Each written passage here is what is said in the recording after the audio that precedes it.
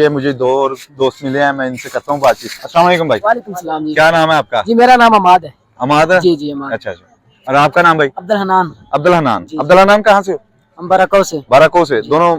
आप भी बाराको जी से? जी बाराको से दोनों दोस्त हो? जी जी दोनों दोस्त हैं। दोस्त हो। अच्छा आप मुझे ये बताओ कि कॉमन सेंस या टैलेंट? जी टैलेंट है। बड़ा टैलेंट पर रहते हैं डेजे दुआ जी। टैलेंट है? क्या टैलेंट है? पोएट्री करते हैं। पोइट्री करते हैं। और आप? पोएट्री करते हैं दोनों। दोनों शायर हो? किसको फॉलो करते हो? जी रजा हसन मरहूम को। अच्छा जी। हम भी राजा हसन मरहूम। अच्छा फिर शेर सुनाए कोई।